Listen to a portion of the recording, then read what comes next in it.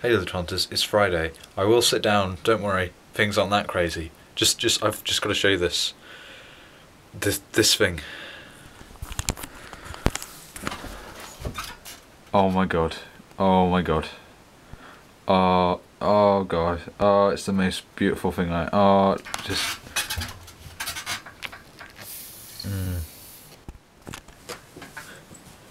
That was a little bit weird, wasn't it? This week's topic is friends, and not the kind with the laughter track and the jokes that aren't really that funny, unless you're like 12, then they're great. It's about real friends. This is a very weird subject for people on the internet to have, because we don't have real friends. Saying that, I do actually have a few people in real life that I am friends with, which is cool, and people from the internet that I've met in real life. But I'm not going to talk about internet friendship, because that's Talia's thing.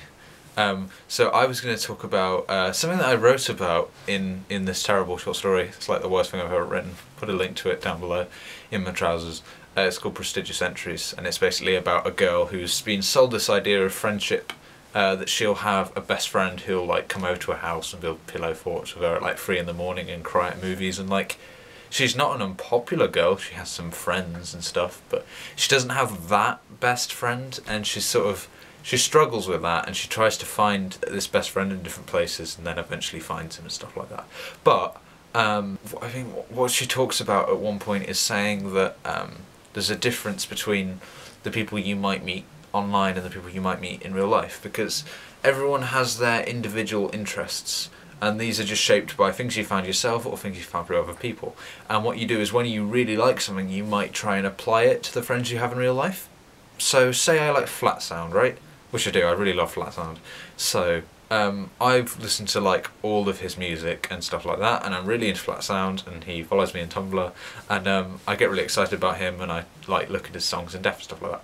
So if I know somebody in real life, and I have to tell them about Flat Sound, and I have to tell them about different bands, I'm essentially guiding their experience, which is cool because then you have more things in common with the people who are close to you.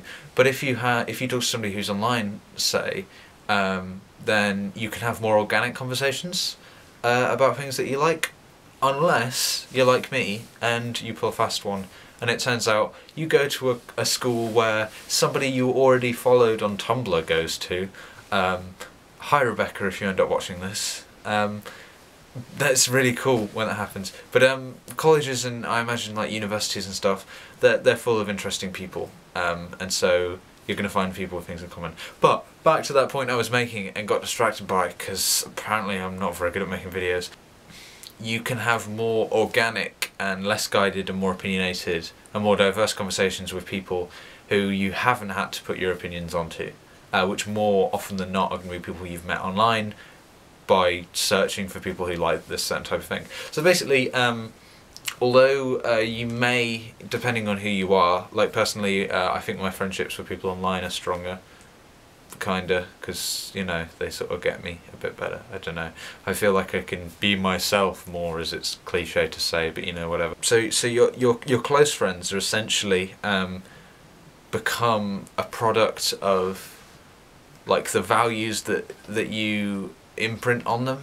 Like, say you talk to somebody because you sit next to them in all your lessons, and then you find out that, you know, you don't really like that much stuff the same, but then you start telling each other stuff to watch and whatever, and it's cool because you have a mutual experience, but it's not quite the same thing, and that's a bit sad, because, you know, a friend who you've got to give all these common things to isn't going to be as good as a friend who already knows about those things and you can talk about those things. And then you can give each other new stuff and discover like together. So you already like the same things and you both know things similar to those, and then you can like collate or whatever. I don't know, this isn't a very good video, I'm sorry. It's probably because I can't talk about friends online because Talia's doing that. But I think I found it really difficult to make friends in real life, because the things I like are quite specific, in that I like sort of non-mainstream music and non-mainstream entertainment methods, and doing things like writing and going for walks on my own and stuff like that. So I like doing sort of non-conventional things, and it's a bit weird to talk to somebody and ask them if they like non-conventional things.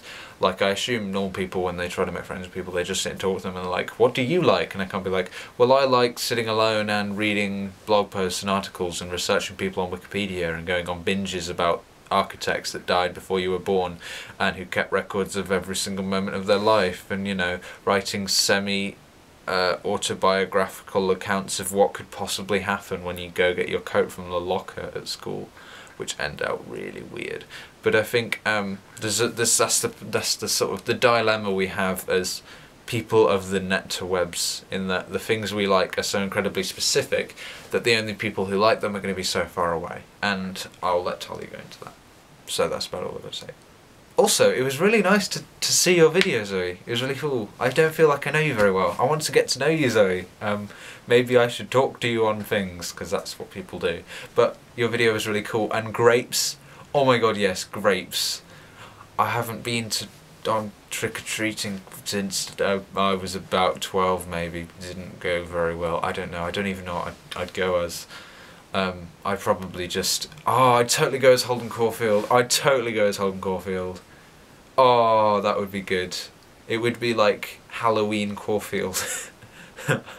Oh, I'm making myself laugh. Yeah, bad. Sorry, guys. Bye. Yeah, see you tomorrow, Talia, you loser.